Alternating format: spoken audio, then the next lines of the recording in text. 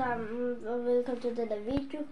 I dag skal vi spille noget Fortnite, og husk at like og subscribe, og vi starter med noget øvelse, hvor man så skal bare øve sig i byg. Men det er så en EVA-agtig, hvis I ikke vidste det. Og så øver jeg mig bare herinde i at bygge.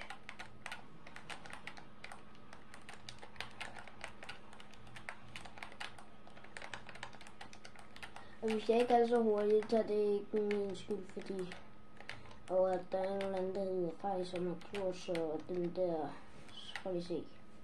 Jeg drejer lige nu min controller, og der drejer en skærm med controlleren. Det må han nu ikke, det er min PlayStation. Han brugte det, og så gjorde han det. Det må han ikke.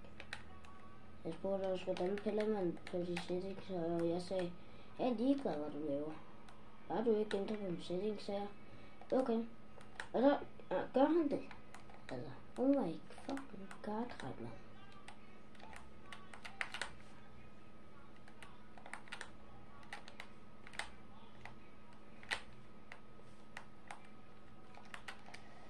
Okay, det begynder faktisk at blive lidt kedeligt. Okay, I bestemmer. Når vi spiller rigtig game, skal vi så spille med to andre. Eller skal vi bare spille alene? Eller nej, skal vi allermest spille med 4 eller 3? I har 10 sekunder til at skrive. 10, 9, 8, 7, 6, 5, 4, 3, 2, 1. Og vi tager 4. Det var det.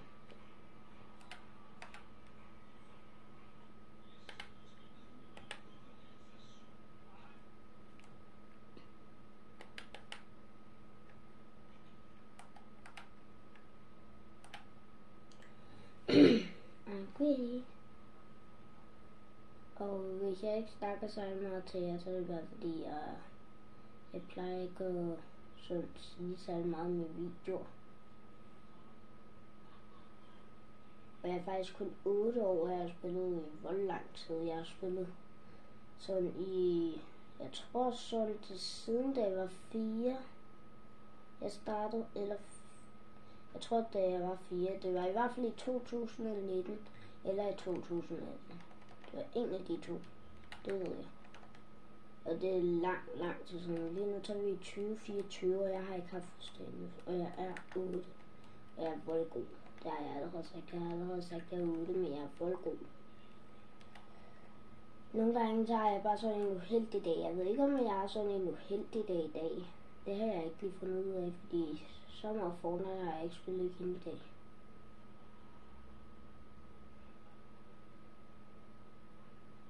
Jeg skulle ud og spise hos farmen i dag.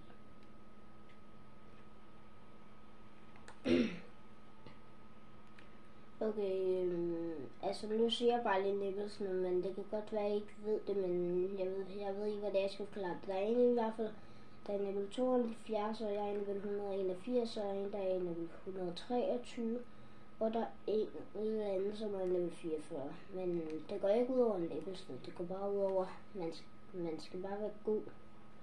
Og der bare have det sjovt i spillet, og så skal man også bare, og der skal man også bare hygge sig og håbe på at vinde eller noget, eller bare få mange kills, hvis man går efter det.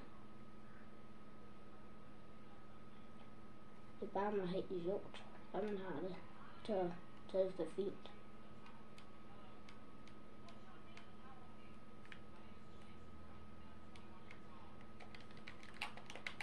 Så jeg har det altid. Okay, ham der han hacker os.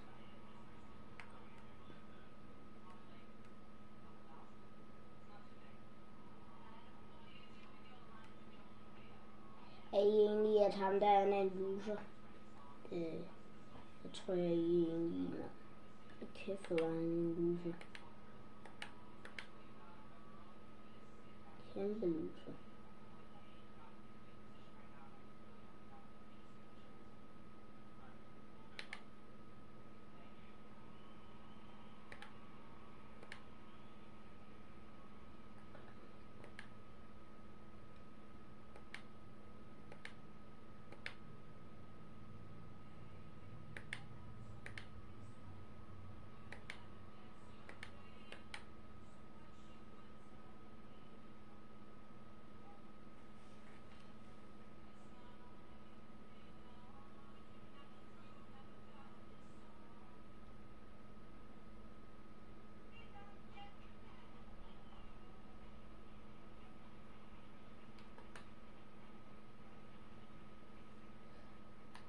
der rebooter mig. Jeg burde meget gerne ikke at kunne reboot dernede af. Okay, noget. Det kan jo være, at der altid kommer en, som har hørt det eller noget, og det skyder.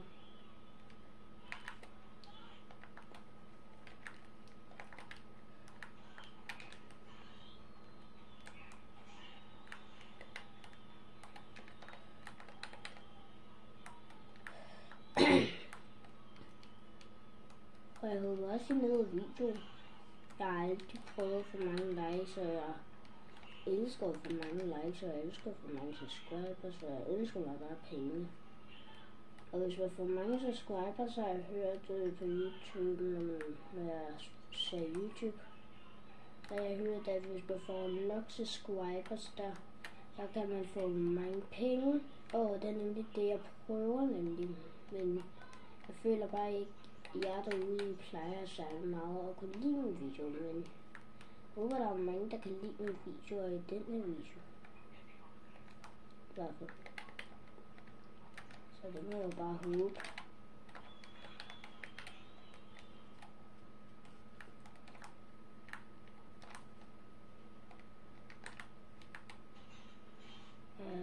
Det er for net. Hvad er det? Jeg så faktisk lige, jeg har lige set din video faktisk. Så prøvede jeg at spille Minecraft. Der kunne jeg ikke, og der gik jeg bare i gang med at øve. Men og så lige pludselig der tænkte jeg, at jeg ville optage en video. Jeg har faktisk lige set en video med, at hvor der var en på 6 år, og hvor Judix havde med. Hvis I ved, hvad Judix vil, og hvis I har set videoen, så er i hvert fald den, som jeg har set. Fordi jeg har nemlig set sådan, hvor, hvad var det nu, jeg skulle sige? Altså, hvor ham der 6-årsdreng, han, Judix blev brugt på den. Der blev han brugt, og så var der en, der brugte den på Judix, og så blev han ret meget ramt. Faktisk, jeg synes ikke, Judix han er helt god. Ikke, altså, han er faktisk ret god, men jeg synes ikke, han er bedre end mig.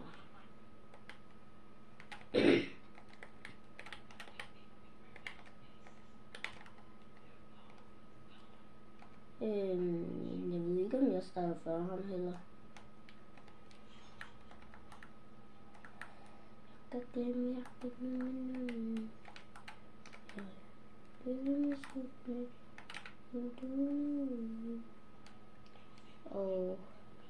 Og Judix i den video, som jeg lige har fortalt om, der siger han faktisk, at han har lavet det der, altså ulvetrækket, det er selvfølgelig noget, som han har lavet, tænker jeg. Men der er nemlig et trick, hvor han siger, altså, med det der shockwaves, hvor shockwaven op i toppen, op i taget, og der flyver ned i et byggeri ud. Men det er faktisk, jeg har lavet det trick før ham, så han siger faktisk, det er et trick, han har selv fundet på. Det er faktisk mig, der fandt på det. Det er mig, der fandt allerførst på det trick. I hele spillet, tror jeg, i hvert fald. Jeg ved det ikke helt, men jeg har i hvert fald fundet det før ham, og så siger jeg, at han har selv fundet på det. Så ja. Men det er okay, altså han ved jo ikke, om der er andre, men der kan man jo lige så godt bare lade være med at sige. Jeg er forresten et trick, som jeg selv fundet på. Det kan man lige så godt bare lade være med, så. Fordi jeg ved jo ikke, om man selv fundet på det. Det ved jeg jo ikke noget. Det.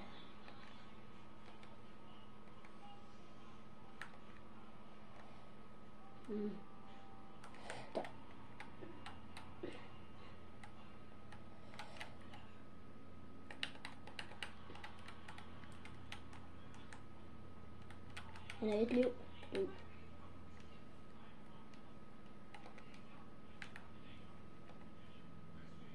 Jeg tror, der er flere her. Jeg synes, der var nogen, der skudte derude. Eller om nej, der var ikke nogen, der siger, så der skudt det her. Men der er i hvert fald meget byggeri her. Så der har været masser af jer. Eller der har bare været en kæmpe bødfight. Okay, så kæmpe er den ikke. Igen. Jeg ved ikke, om den har været kæmpe. Eller om der bare er en, der er smadret ned.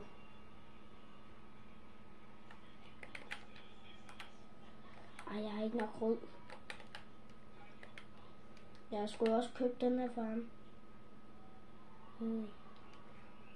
Han er nok rød til den ikke. Sikkert.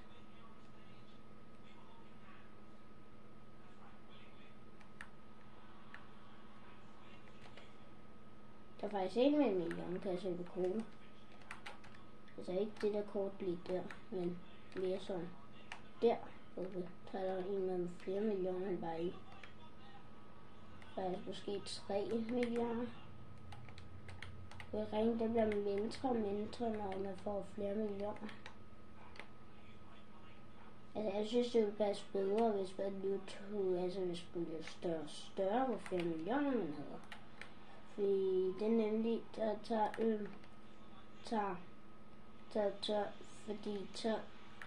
tager ligesom om, at man så fylder flere millioner, men der fylder det også mere som ring.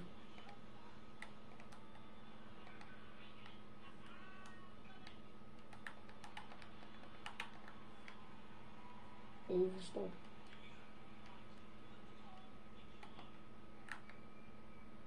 Er det egentlig de her narkede, så synes jeg, det er lidt mærkeligt, at han så er skudt på mig.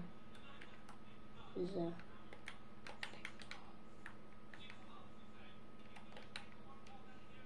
Sådan.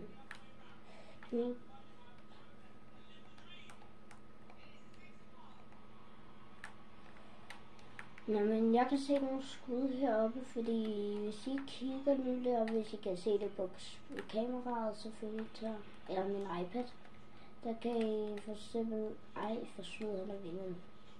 Der kan I nemlig se deroppe, der blikker der sådan nogle røde, og det er nemlig skud, der bliver skudt heroppe af. Det der var nemlig lige nu. Jeg tænkte nok, så det.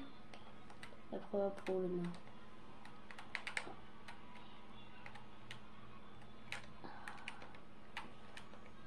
Der er også en her.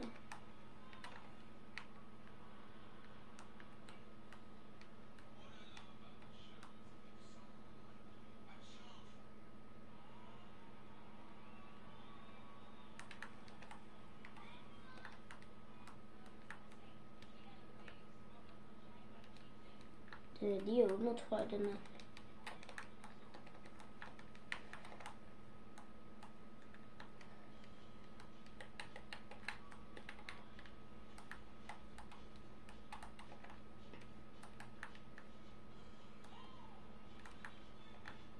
Der ligger, det ligner, at der ligger et godt hud, men det kunne også bare være noget. Okay, det er faktisk ikke godt.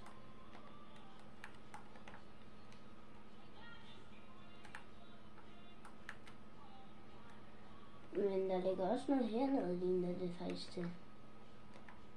Ja, det gør det der. Ej, jeg havde også lige håbet på, det var det andet, vi fik Star Wars nu. Man kunne få. Jeg tror, det var en Star Wars. Jeg tror, det er det der, som jeg ledte efter lige nu her. Det hedder Star Wars. Men ikke lige det, jeg har fundet. Det tror jeg ikke, det er. Der er nogen, der skriver det nu.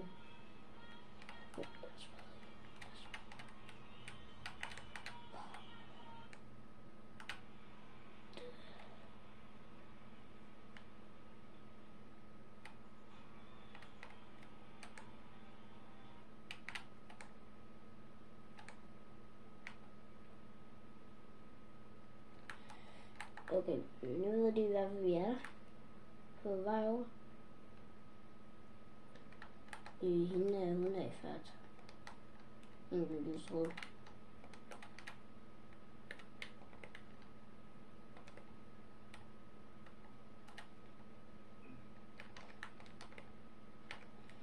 Okay. Der er noget. I her.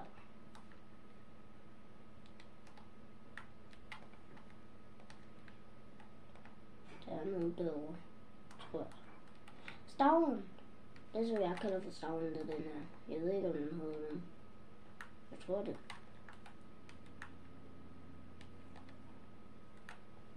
Men er det der? Det er i hvert fald det der byggeri. Og det er det der byggeri, men jeg tror også det er hernede.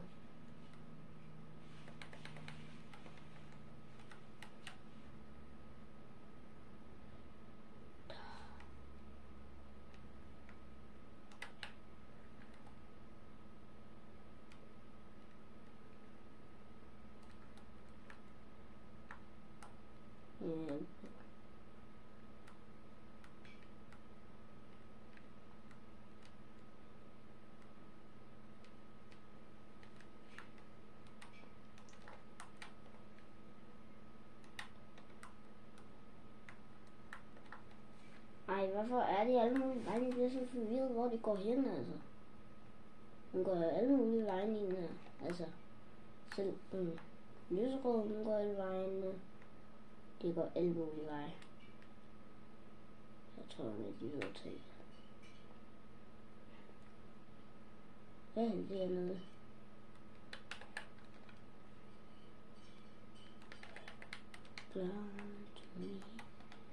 Sådan. Jeg kunne faktisk også bare have brugt jordspanden. Nu prøver jeg så i det.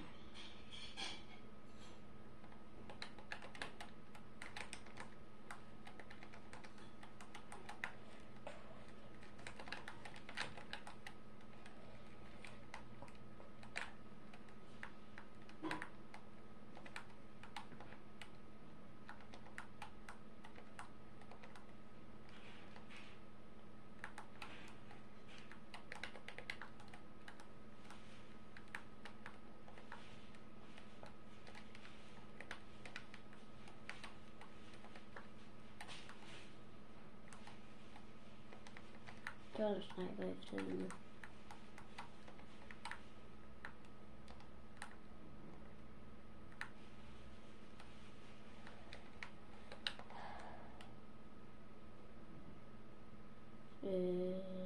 Jeg tror i hvert fald, der er nogen her i byen, så vi tager lige derhen, hvis... Jeg tror i hvert fald, han er sigtet, så eller så er det bare fordi, han prøver at lede efter mig. Jo, det er faktisk nogen. Så skulle der en, der har taget det der boss, nej, ikke boss, bot, man kan købe.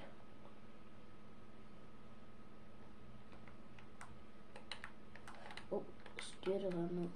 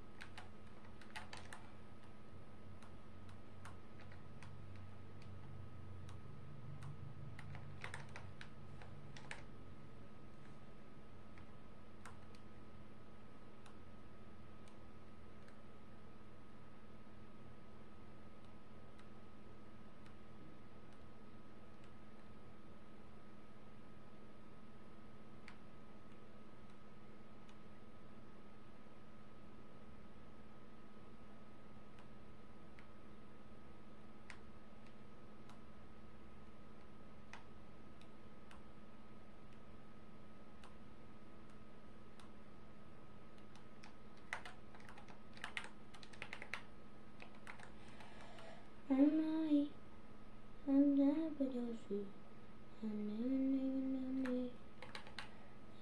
Hey, I'm even hungry. Jeg kan ikke bare lige...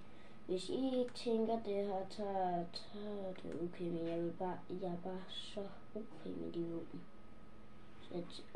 Og så meget skader er jeg heller ikke med, så det tænker jeg, fordi jeg kunne bare prøve nogle fingre igen. Så jeg kan lige så godt bare skynde mig ud for at hente. Det er det værd. Det er mere værd. figuren, synes jeg.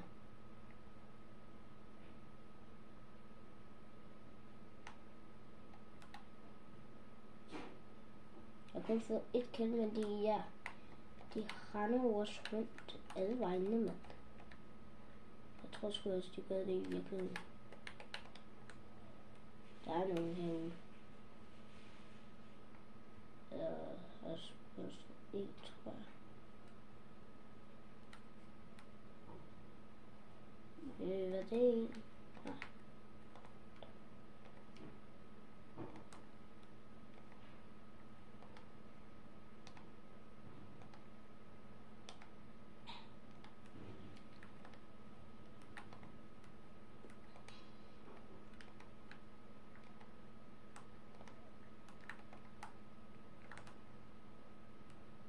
Jeg tror jo ikke, at nogen folk, de skal have det sjovt med teammates lige nu. Det føler jeg i hvert fald. Fordi de ser alle mine kills, så jeg har det ikke sjovt. Og det tænker de nok også. Fordi jeg har ikke nogen kills. Og jeg tænker bare, haha, du var ikke noget. Jeg er en god en, mand. De er bare selv noobs. De kan ikke rigtig finde ud af at træne, bare så de retter rundt alle vejen, mand.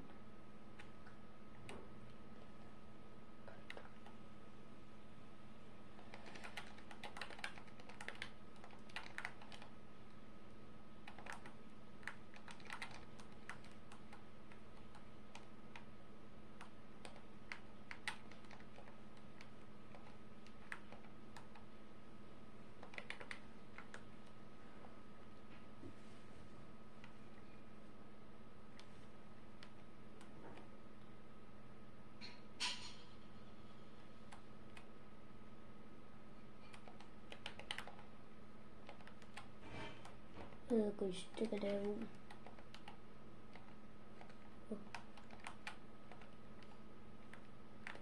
Jeg har set det.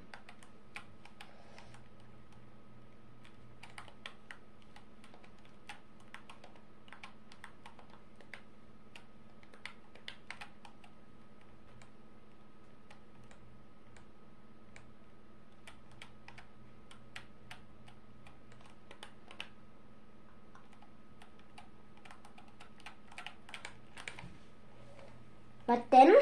Det skader sgu da ikke så meget. Altså, for det gør så meget.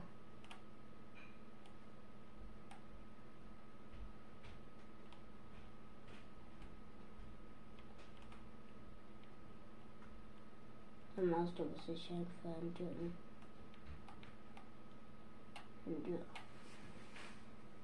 Det er ham, der dør.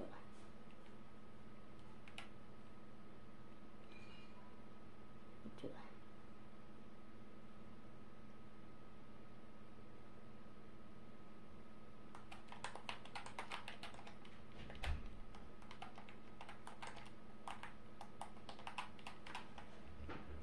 Ja.